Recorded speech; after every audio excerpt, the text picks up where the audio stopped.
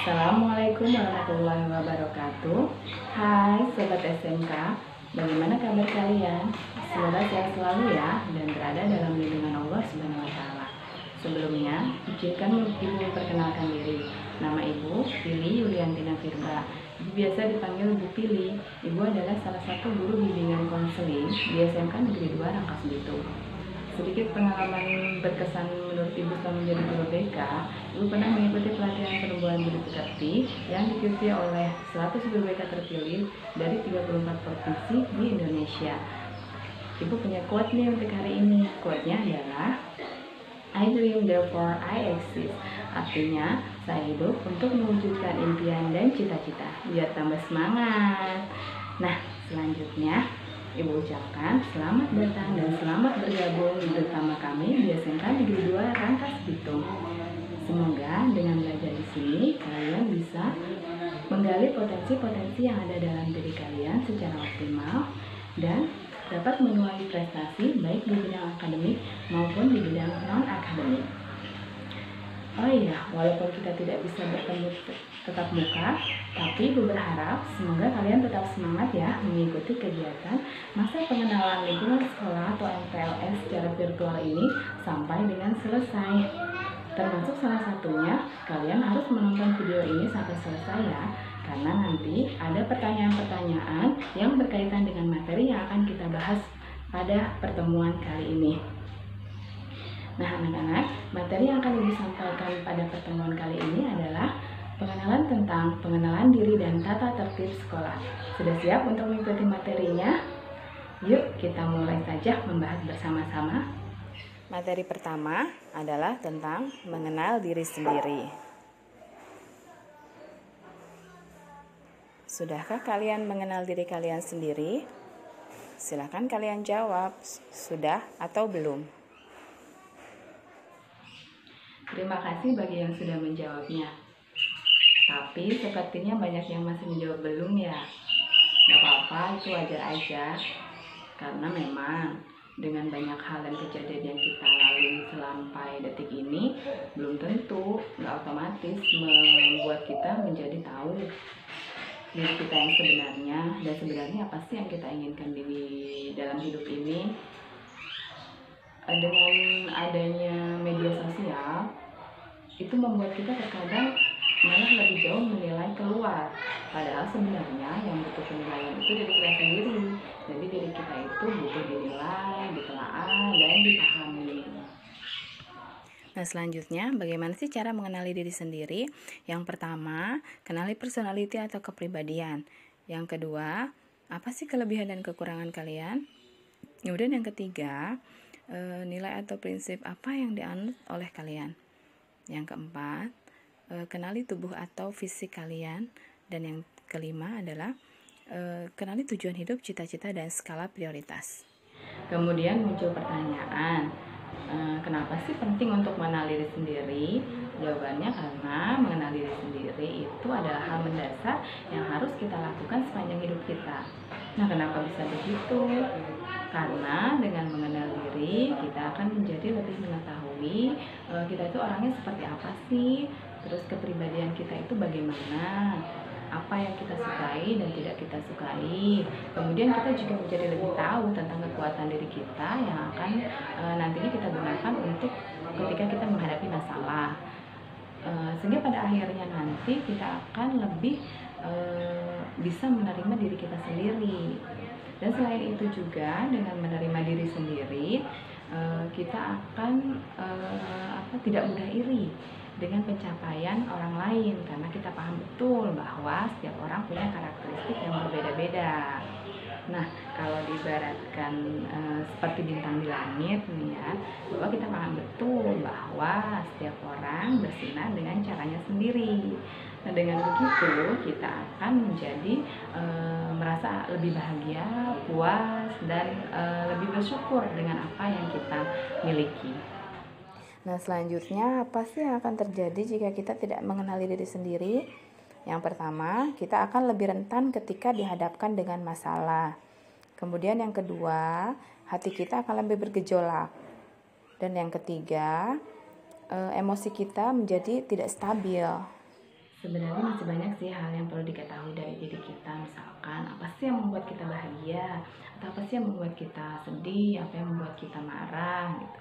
Tapi proses mengenal diri sendiri ini itu akan memakan waktu sangat panjang. Jadi jangan pernah kamu berpikir, oh aku sih orangnya seperti ini dan akan seperti ini seterusnya. Tidak. Jadi proses mengenal diri sendiri ini akan terus dilakukan secara terus menerus sepanjang hidup kamu, karena banyaknya pengalaman yang kamu terima atau dunia yang semakin berkembang itu akan membentuk kamu menjadi pribadi yang mungkin baru dari sebelumnya gitu. Jadi tetaplah terus berusaha untuk mengenali diri kalian sendiri. Luangkan waktu misalkan 5-10 menit untuk menilai diri kalian sendiri.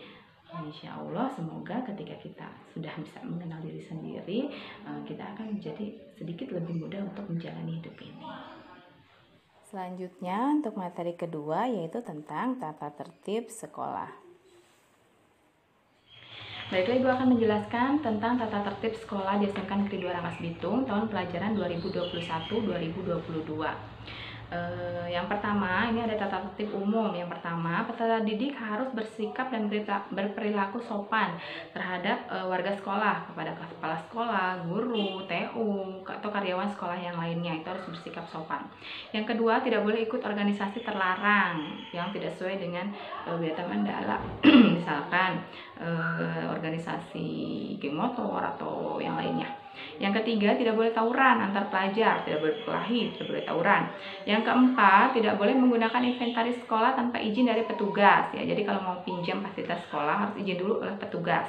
Yang kelima, tidak dibenarkan membawa senjata tajam, misalkan pisau dan lainnya, tidak boleh bawa ke sekolah. Yang keenam, tidak boleh menggunakan atau membawa narkoba ke sekolah. Tidak boleh pakai, ini wajib, tolong tidak boleh memakai narkoba ya, baik di sekolah maupun di luar sekolah, tidak boleh.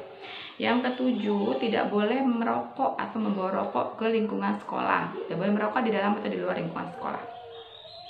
Yang kedelapan, tidak boleh melakukan kegiatan asusila atau amoral baik di lingkungan sekolah maupun di luar lingkungan sekolah.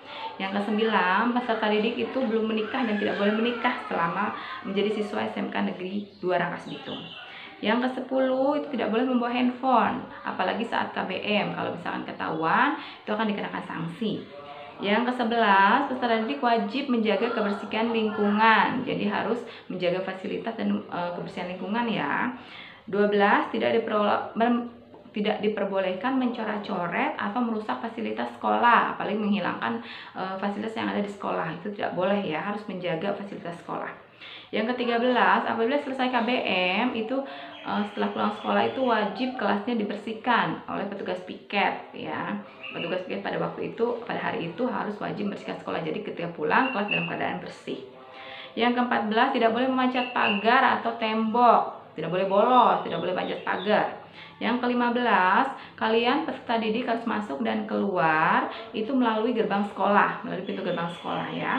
Yang ke-16, peserta didik diwajibkan mengikuti kegiatan ekstrakurikuler, boleh salah satu atau lebih. Misalkan ikut paskibra, pramuka, PKS, cinta alam, atau ikut ke ekskul olahraga, misalkan atletik dan lain sebagainya.